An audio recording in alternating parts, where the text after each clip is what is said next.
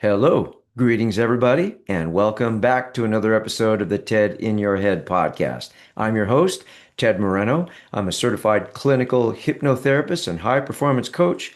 And in this podcast, we talk about intentionally pursuing a powerful path of personal transformation. If that's something you are interested in, stay tuned and I'll tell you how to get in touch with me at the end of today's podcast.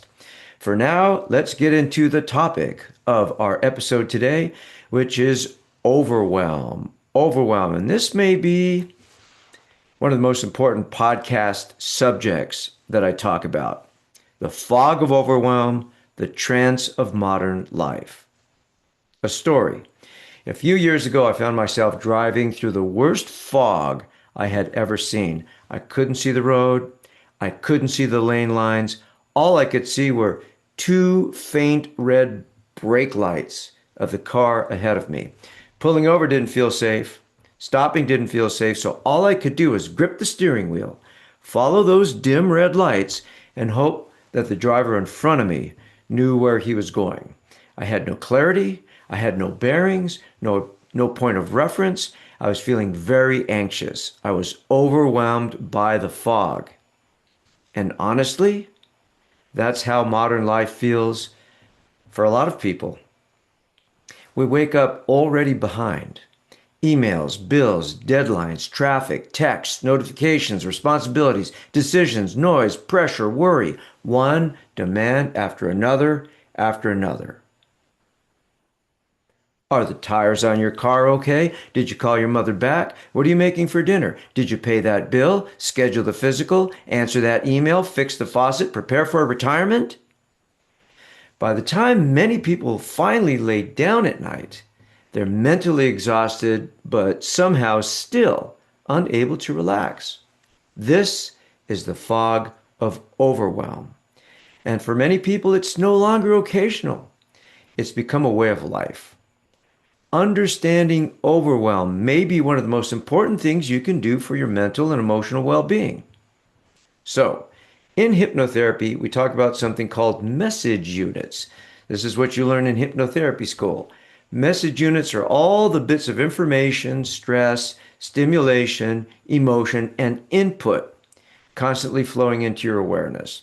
Now, your mind is designed to handle these message units. It has the ability to deal with what's important and filter out the stuff that's not important. However, your mind can only process so much at one time. Like a cup, it has a capacity, it has a limit. And when there are too many message units coming in, the cup overflows and your mind begins to lose its ability to cope effectively. Once that happens, your critical mind starts to weaken. Your nervous system shifts into survival mode, and fight or flight takes over. At that point, you become what we call hyper-suggestible, highly susceptible to whatever messages are coming into your mind. In other words, overwhelm puts you into a trance, walking hypnosis. Not the relaxing kind where your friendly hypnotherapist, Ted Moreno, gently guides you into positive change. No, I'm talking about the kind where your inner dialogue becomes, I can't do this. I'm exhausted. I feel trapped. I'm angry. I'll never catch up. I can't take one more thing. And because you're hypersuggestible in that state, those thoughts bypass your normal filters and sink deeper into the subconscious mind, reinforcing negative emotions, reinforcing stress, reinforcing limiting beliefs. That's why overwhelm is so dangerous and insidious. When people are overwhelmed, they become easier to discourage, easier to manipulate, easier to scare, and easier to program with fear and negativity. And because stress usually accompanies overwhelm, the internal conversations we have with ourselves tend to be overwhelmingly negative. So we end up creating a self-reinforcing cycle. Stress creates overwhelm. Overwhelm creates negative thinking. Negative thinking creates more stress. Round and round we go. People respond to overwhelm in different ways. Some will shut down completely and feel like crying. Some become anxious and reactive. Some become irritable and short-tempered. Others feel mentally foggy, disoriented, distracted, or emotionally numb. Can you resonate with any of these different reactions? The end result is the same. We become ineffective in dealing with life. We procrastinate, we avoid things, we lose focus, we stop being proactive and become reactive instead. And if you look around honestly, you'll see that this has become part of our modern lifestyle. Millions of people are walking around every day in a state of low-grade hypnosis created by chronic stress and overwhelm. This is the trance of modern life. So what can we do about it? Well, the good news is that getting out of overwhelm often begins with very basic forms of self-care. Simple things that can help calm the nervous system and restore clarity. So here's a few powerful ways to stay out of the fog. Number one, I have said it before, I'll say it again, sleep. Sleep is how the brain resets itself. Every day your mind gets filled with pressure, tension, emotions, and stimulation. Sleep empties the cup.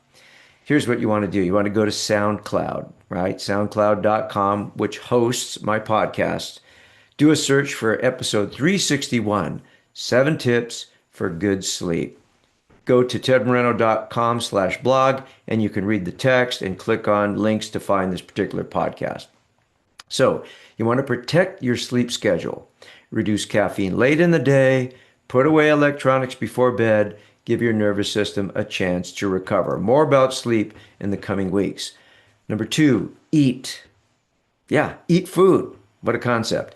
Some people become anxious and overwhelmed simply because their blood sugar crashes. Your brain uses enormous amounts of energy. If you're exhausted, foggy, irritable, or unable to focus, sometimes the answer is not psychological. Sometimes you simply need nourishment. Keep an eye or ear out for an upcoming podcast on the impact of low blood sugar. Number three, take breaks. Your mind was not designed to run at full speed nonstop. Even short breaks improve focus, productivity, and emotional regulation. So work intensely for a period of time, then pause, breathe, walk around, reset, go back, and do it again. Number four, move your body. Exercise helps discharge stress and tension for both the mind and the body, and you don't have to become a marathon runner. Sometimes simply standing up, stretching, taking a walk can shift your state dramatically. Number five, practice mindfulness. Meditation, yoga, breathing exercises, mindfulness practices help train your mind to slow down instead of spiraling outward into chaos. Number six, focus on one thing at a time. Multitasking has been debunked. Multitasking creates mental fragmentation. Your mind works best when your attention is focused and intentional. First this, then that, step by step. Again, check out my podcast, Stop Multitasking. That's episode 341. Again, there will be a link in the show notes at tedmoreno.com/blog. Number seven, make a plan. One of my favorite quotes from Jim Rohn, motivational speaker, Tony Robbins mentor. One of my favorite why am I having trouble with that? One of my favorite quotes is, either you run the day or the day runs you. If you wake up in the morning and you have no clue, no plan what you're going to do that day, the day is running you. It's as if the day is a train already having left the station and you're running after it saying, wait! So a simple daily plan creates structure, direction, and clarity. My suggestion to my clients is make a plan the night before. Keep it simple. Sit down sometime before you go to bed. Write down 8 things you want to do or accomplish. Number 8, keep your vices in check. Alcohol and marijuana may temporarily numb overwhelm, but they can also lower mental clarity and increase suggestibility and emotional instability afterwards. So you have to be very careful with alcohol and marijuana. Episode 366, The Hypnosis of Alcohol and Marijuana. Check that one out. You want to pay attention to what helps you feel clear and what keeps you stuck in the fog. Number 9, you can count yourself out of the trance. When you notice yourself spiraling into overwhelm, interrupt the pattern physically. Say out loud, 1, 2, 3, 4, 5, eyes open, wide awake. Clap your hands, rub your palms together, take a deep breath, get back into your body and instead of staying trapped in your head. It sounds simple, but it works.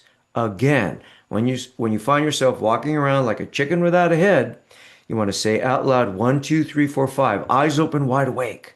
Then you want to get back into your body, walk around, take a deep breath. And this is how we end a hypnosis session for clients. After we do the hypnosis and we're ready to count them out of hypnosis, that's what we say, 1, 2, 3, 4, 5, eyes open, wide awake. It's very effective, it's very simple, and it works. So, in closing, take a look at your life and ask yourself, where am I overwhelming myself unnecessarily? What can I simplify? What can I slow down? What can I let go of? Because clarity doesn't happen by accident. You have to protect it. And when you find yourself in that fog, now you know what you can do to get more clarity, be more clear about what you're going, and not feel so overwhelmed. So I want to thank each and every one of you for tuning into today's show. I know how precious your time is, and I truly appreciate you spending these moments with me. So here's a couple of good quotes for you. The more tranquil a person becomes, the greater is their success, their influence, and their power for good. That was by James Allen. You might have heard his talk, As a Man Thinketh. Check it out. I'll provide a link. And the second quote is by Anne Lamott, who said, almost everything will work again if you unplug it for a few minutes, including you. Isn't that a great quote? And it's so true, right? So if I can help you with overwhelm, and if you're going through any overwhelming transitions going on in your life, please reach out to me, request a complimentary phone consultation. I'm located in the Pasadena area of Southern California where I see clients in person, and I also work all over the country and the world with clients over Zoom. So you can go to tedmoreno.com/contact, send me an email, and you can schedule a 30-minute phone consultation. So until our next episode, keep moving towards clarity. Thanks a lot. Bye-bye now.